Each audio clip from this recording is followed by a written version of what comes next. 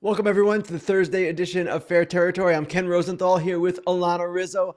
Alanna, we still have a ton of free agents still out there. Pete Alonso, Alex Bregman, Jack Flaherty, Nick Pivetta, to name a few. But we're not going to talk about those guys today. We have some other things in store. Yeah, Ken, great to be with you as always. By the way, Jack Flaherty is making an appearance on Foul Territory right after our show ends at 1 p.m. Eastern. So check out what Jack has to say, perhaps maybe giving us some insight on his free agency. But you're right, no news right now on Alonso and Bregman, but there is news as far as Roki Sasaki is concerned. Ken, the Dodgers making it official. He had his press conference yesterday. Another Japanese ace in that rotation. Yes, and Alana, the most interesting thing to come out of that news conference for me, besides him talking about wanting to have milkshakes and hamburgers, was what he said was the principal reason he chose the Dodgers. And what he said was the stability of the front office. Now, there's been a lot of talk. Was this in the bag all along for the Dodgers? Was this always the way it was going to go? But if you look at the three finalists, and there's the quote from Sasaki, the stability of the front office was a part of what resonated within the Dodgers pitch. Okay, if you look at the three finalists, the Blue Jays, the Padres, the Dodgers, well, the Dodgers front office clearly is the most stable. And if you remember, Shohei Ohtani had that clause inserted into his contract that if ownership changes or if Andrew Friedman leaves, he can go. So from that perspective, when you consider where the Blue Jays are and where the Padres are, it's understandable why Sasaki made the decision he did. The reason he made it was because he felt clearly that it was more stable in Los Angeles. What is happening right now in Toronto? You have Mark Shapiro, the team president, in the final year of his contract. You have Ross Atkins, the general manager, with 2 years left. And there are a lot of questions about whether these guys are going to be there for the long term. In San Diego, we all know there's an ownership question. There is a fight going on between the late Peter Seidler's widow and his brothers for control of the team. So it's unstable, the situation there. And for that reason, if that is indeed something that swayed Sasaki, you can understand it. And you can also understand too why he would like some certainty. Obviously, coming to the United States, having to learn the whole system and the culture here, having some certainty of the team that he's going to probably makes him feel a little bit better. Let's talk about Jack Flaherty really quick, Ken. Not only is he coming up on Foul Territory with the boys, but he had a tweet recently that said a certain team is not ruining baseball. A lot of other teams are just doing very little. Obviously, we know he's talking about the Los Angeles Dodgers. And this was an interesting tweet to me, Ken, just because obviously I would imagine Jack would like to be a part of the Dodgers rotation. He probably won't be at this point, but he doesn't seem to be upset with the fact that he's not with them, and he understands and appreciates what they're doing. Right. What he is talking about is the industry, not the Dodgers per se. He's saying they are operating the way a team should operate. And I wrote about this the other day. It's not that every team can operate like the Dodgers. There's no way. The Dodgers have a financial foundation that is unique to them. They've led the league in attendance every year since 13. They also have an $8.5 billion television deal that started in 13 over 25 years. So they have financial advantages that no other team, not even the Mets and Yankees, can match. That said, every other team can at least compete in a way that it is maximizing its capabilities. And that is the complaint that Jack Flaherty has. It's the complaint I have. It's the complaint a lot of players have with the way the sport is right now. There are teams out there with money, but they don't want to spend that money. Now, they may have reasons for that, and certainly the television questions in local markets with the future of the revenue and all of that comes into play. We all get that. We all get that circumstances occasionally change, but you can't tell me that there are large market teams, mid-market teams, and small market teams that are competing to the best of their capabilities. That's not happening with all of them. Some of them, yes, but I can name teams in each category and did in the column that are not simply trying the way they should be. And that's the problem. That's what he's talking about. Yeah, no question about that. There are some teams, Ken, as you know better than anybody, of the 30 that have literally not spent a dollar in the off season. We're not asking you to compete as high a level as the Dodgers are, but you can spend some money. Okay, one thing we know for certain is the three new inductees, actually five if you count the other committee electing Dick Allen in as well as Dave Parker. But we know that CC Sabathia, Billy Wagner, and Ichiro Suzuki, Ken, are headed into Cooperstown. That was just announced a couple of days ago. But I want to ask you this. There were some comparisons in terms of once a certain player gets in, it opens up the case for other players that have the same types of numbers to perhaps have a bigger consideration. So let's start with this for 1 second. I'm going to bring up a full screen. I'm going to walk you through this, Ken. The same but different. Now, this is a pitching category, okay? So what I'm going to ask you is this player A, player B, player C. So this is a mystery pitcher, let's say, okay? So if you take a look at the categories, it's the record at ERA plus, strikeouts in their career, postseason ERA, and then some of the major accolades, obviously. Cy Young, six-time All-Star is player A. Cy Young, also a six-time All-Star, is player B. In addition to that, though, this certain player, player B, this mystery pitcher, has 6 gold gloves, and then you have player C.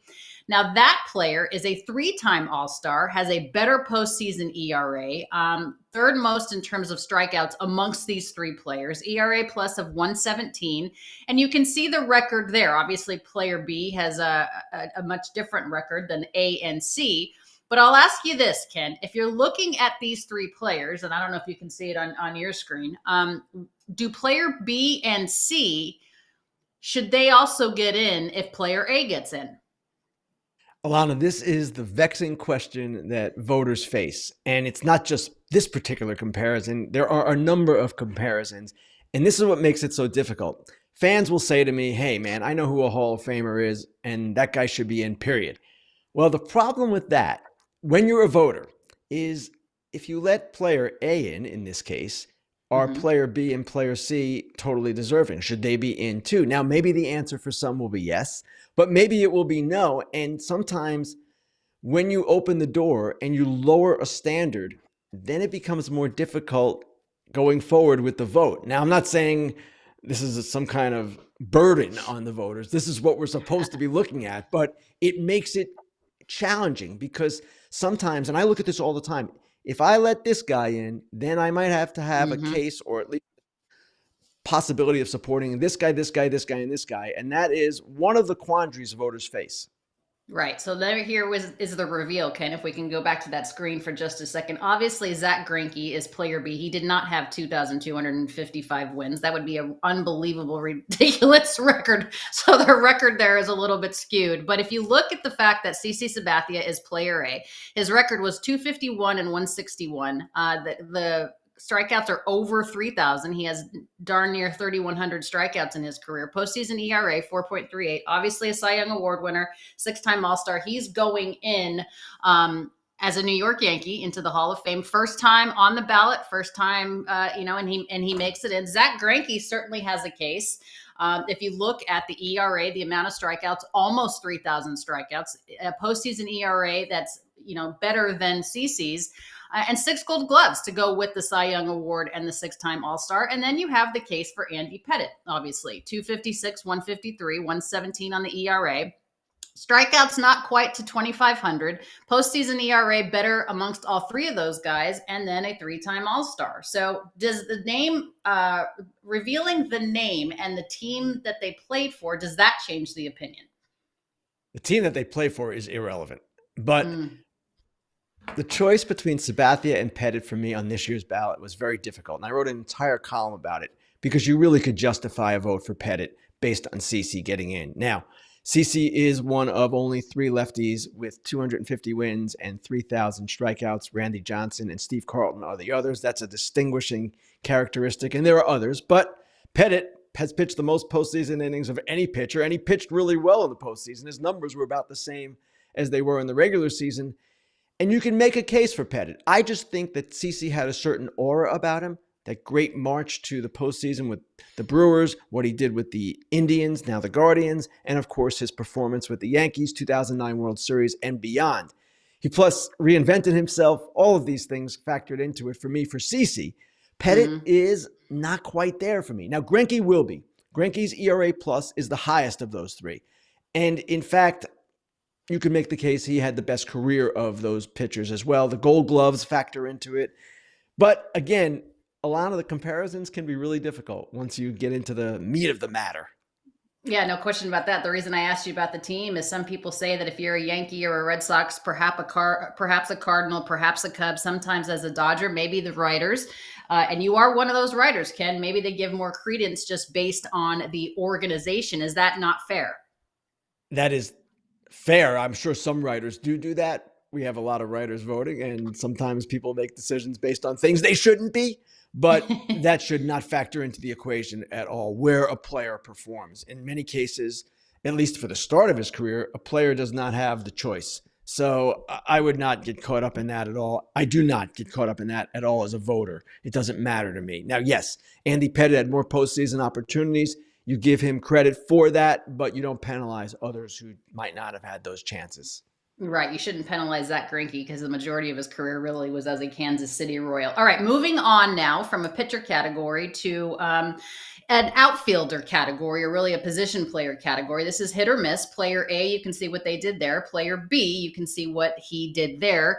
Stolen bases, obviously, OPS plus, the All-Star Awards, the Gold Glove Awards. You can see what both of those players did. Now, player A, obviously in hits has more. The OPS is identical, Ken. The All-Star and the Gold Gloves higher for player A.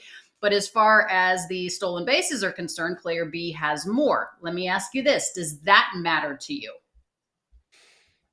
This is an interesting one.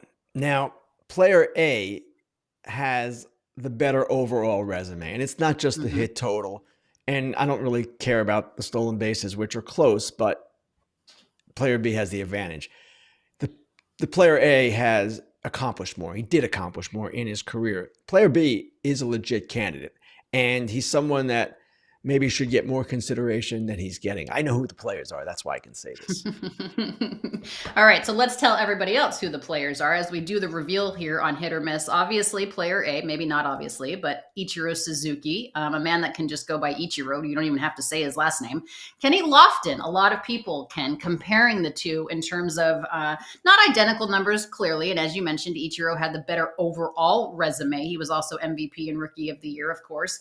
But Kenny Lofton, I'm wondering, in your opinion, and now that our audience knows as well, does he deserve more consideration than perhaps he has gotten so far?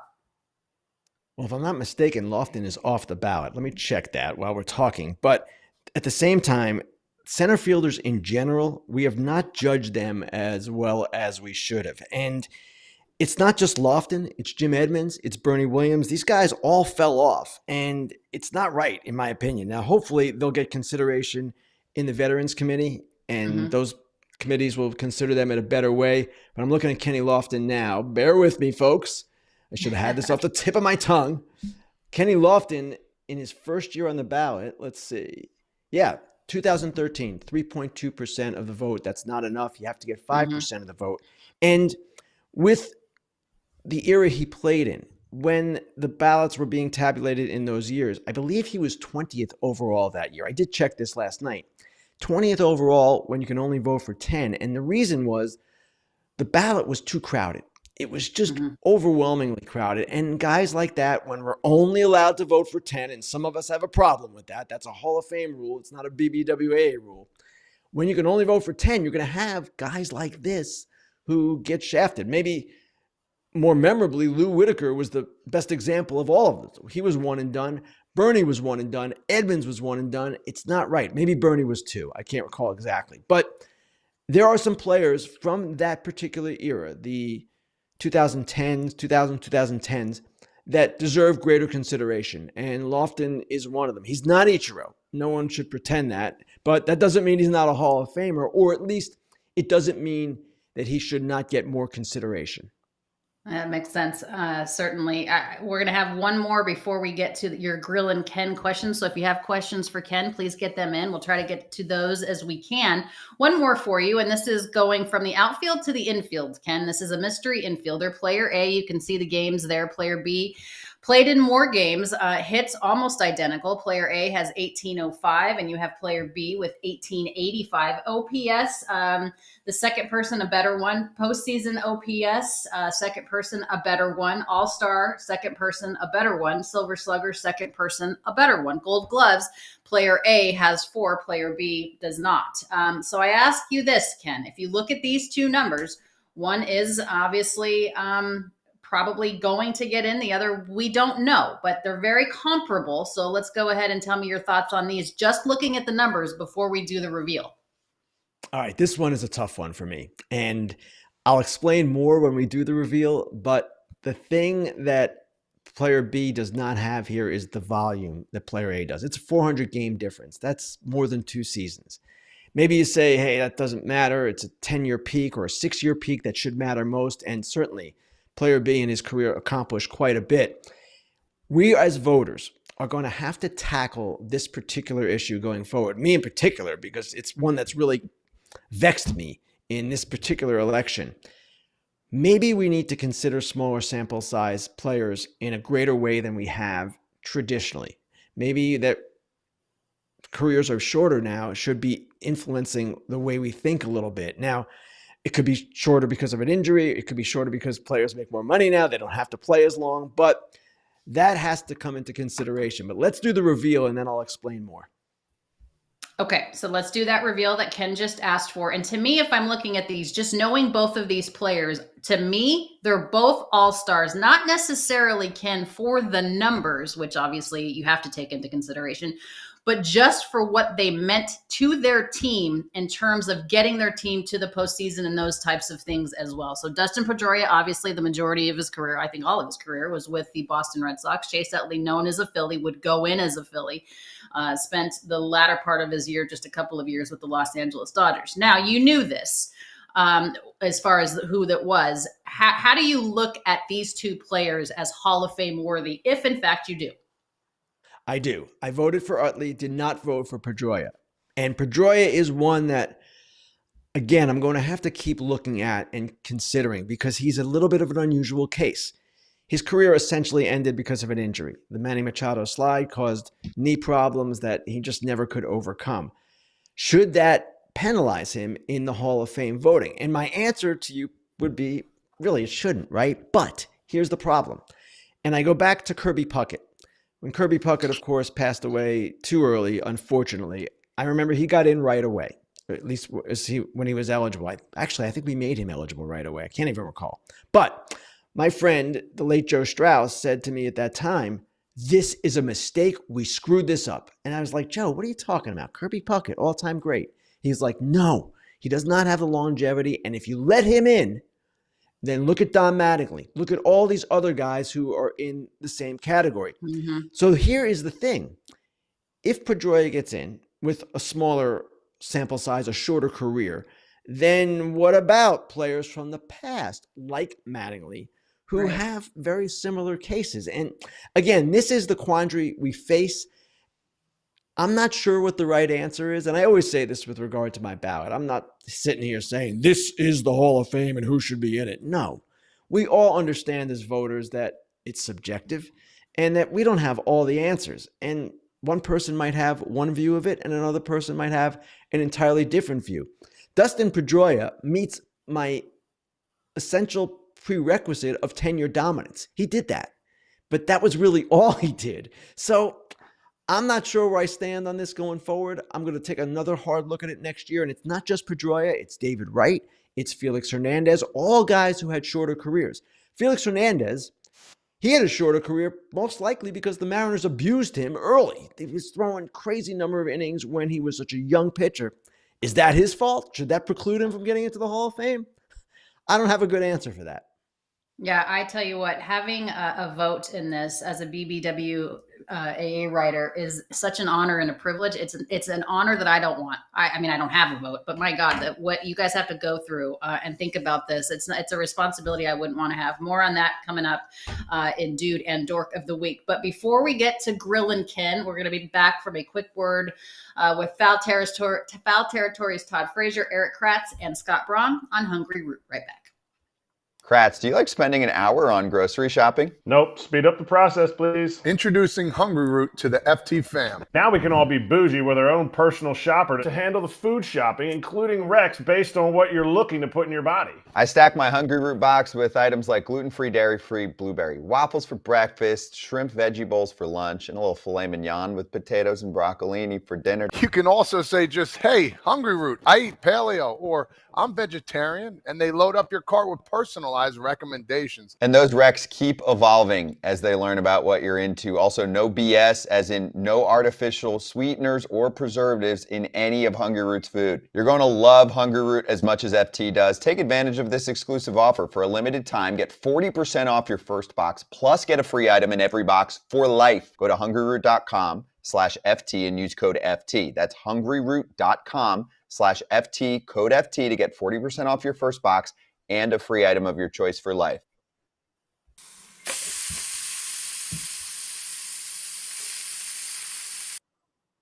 All right. Appreciate Hungry Root for being a part of the program here. Time now for Grillin Ken. And Ken, I'm going to ask you this. This comes from, I believe, a Yankee fan, which is not that hard to imagine. But what's the deal? Actually, first, before I get to that one, here's a question from Michael Vega.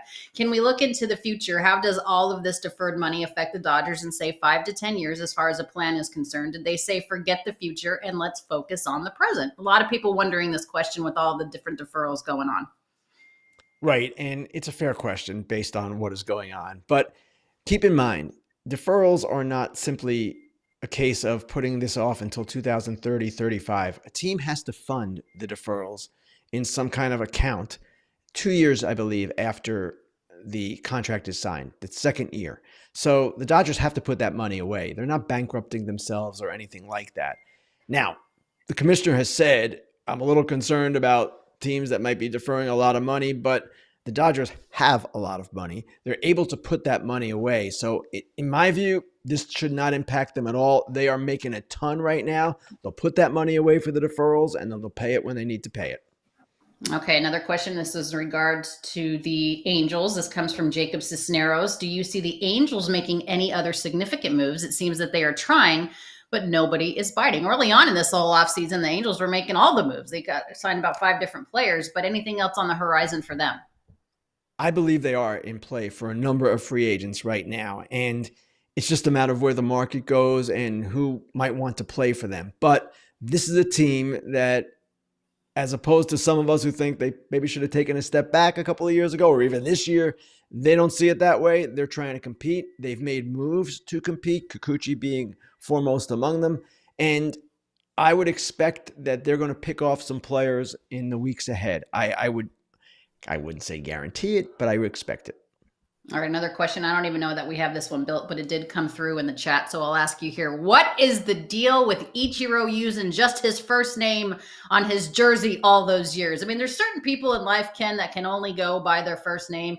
Ichiro, Cher, Madonna, Rosenthal. We could just throw it out. We don't even need Ken. Oh, yeah. So Ichiro, just putting Ichiro on the jersey. Alanna, sometimes when I write a story and I look at the comments and see what people are dwelling on, I think, is that what you took out of this? And when it comes to this question, I don't want to dunk on this person. I guess it's a reasonable question, but is that what we're talking about here? He was a singular player. He had this identity, and Ichiro was Ichiro. Like you said, some guys are just known by their first names, and I just never took offense or even thought twice about it. He was Ichiro. Yeah, I took offense with something Ichiro related, but that's coming up later in the show. For now, it is time for our Dude of the Week. Dude.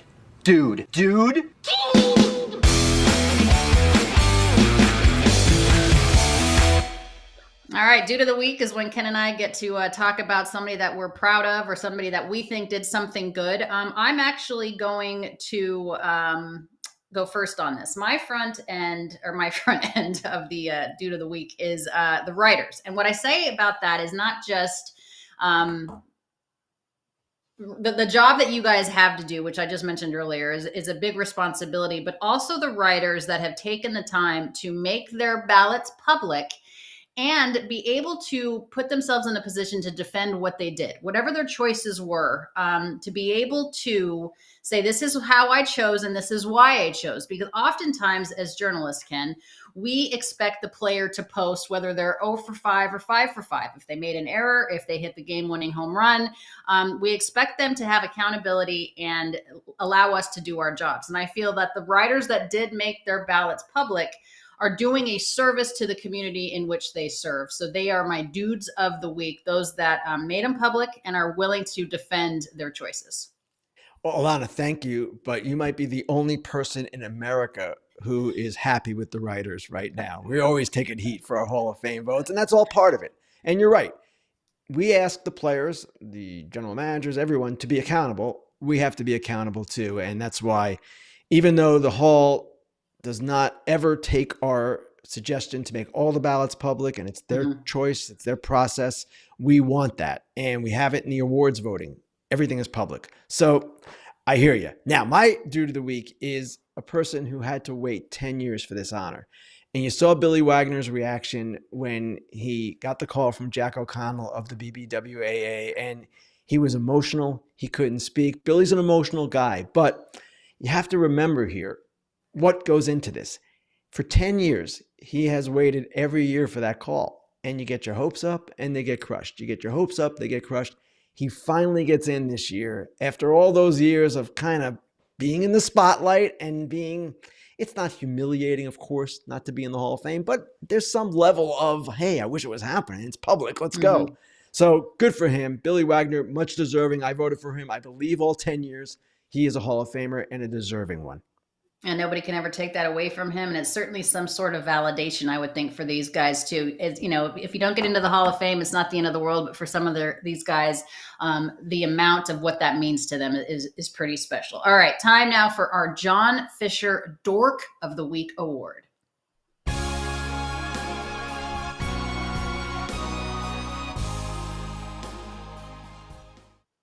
Ken, I'll give you the honors. You start with your Dork of the Week first.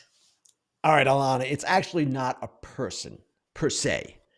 We both worked at MLB Network. We both endured the mystery of the Shredder.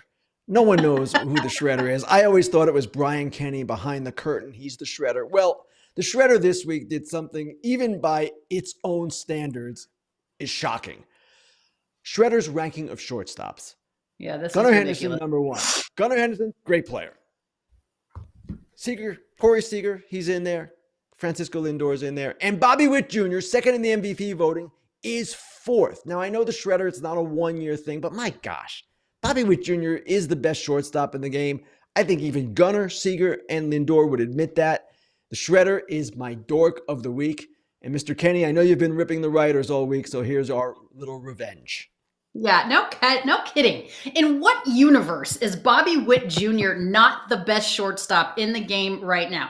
Fourth? Are you out of your mind, Shredder? I think they just put these things out there to get a rise out of us, and it worked because I can't believe this. All right, so my Dork of the Week, we alluded to it a little bit earlier, Ken, is the one person, not necessarily male, the one writer who did not vote for Ichiro Suzuki unanimously to get into the Baseball Hall of Fame. I mean, so Mariano Rivera, still the only unanimous person to get into the Hall of Fame. And this is so funny because there was Ichiro says that he would like to have a word with the one writer that didn't vote him into the Hall of Fame. He wants to have him over to his house to have a drink together and have a good chat. I would also like to have a chat with this person. And again, this kind of goes back, Ken, to if you're going to be that person that doesn't vote Ichiro into Cooperstown, you better reveal yourself and you better be accountable as to why. I mean, there's a lot of people on Twitter. Alden Gonzalez with the ESPN joke that it was him. Obviously, it was not.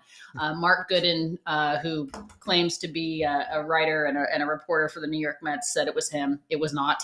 But he's not a writer, by the way. He's That's not. a parody I know. account. Yes, it is. As I confirmed with you yesterday. But don't you agree that if you're going to be that one person, you have to be able to explain yourself? Well, in a perfect world, that would be great. Now, I will say this, Alanna, you might have heard out there, the people listening, my rant about this yesterday. I don't think this is the biggest deal in the world, but you're absolutely right. That person is the dork of the week. That's not even in question. But I will say this. The voting body this year consisted of 394 people. 393 of them voted for Ichiro. So when you gather 394 people in any setting and ask for unanimous agreement, it's pretty rare. So I thought we did pretty well to get to 393 out of 394. And honestly, Ichiro said that, but you think Ichiro's losing sleep over one person not voting for him? He's a first ballot Hall of Famer. He's an all-time great. And I don't believe he actually cares. No, I don't either, but I think it was funny that he brought it up. Like, really, dude? Like, I'd It love was. to know. I'd love to know who the person was that did not vote for me. All right, before we let you go and say goodbye, let's shout out our friends from BetMGM. Always appreciate the fact that they're with us here on Fair Territory with Ken Rosenthal. Let's shout out the BetMGM First Bet $1,500 offer when you use the bonus code FOUL. Get this offer when you download the BetMGM Sportsbook app or at betmgm.com. Sign up, enter that bonus code FOUL, and deposit at least $10 into your new account. Place your first wager, receive up to $1,500 back in bonus bets if the bet loses. If the bet does lose, your bonus bets will be available once your initial wager is settled. Gambling problem or concern, there is help. Call 1-800-GAMBLER. That is going to do it for Ken and I here on Fair Territory with Ken Rosenthal. Thank you guys so much for being with us. Ken, thanks for all of your insight on the Hall of Fame stuff. We appreciate it. Don't forget, guys, Foul Territory is next. AJ Pierzynski, Eric Kratz, Scott Braunhost, Jack Flaherty is going to join. Ryan Yarbrough is going to join. Mandy Bell, who covers the Guardian, she's on as well. Dodgers Territory follows that with Clint and myself and Chris Taylor. We'll stop by, and don't forget, Ken is one of the hosts, Ken, as you are, for the BBWAA Awards Dinner Saturday live on Foul Territory. So don't forget, grab your coat, Ken, because you're going back to the cold.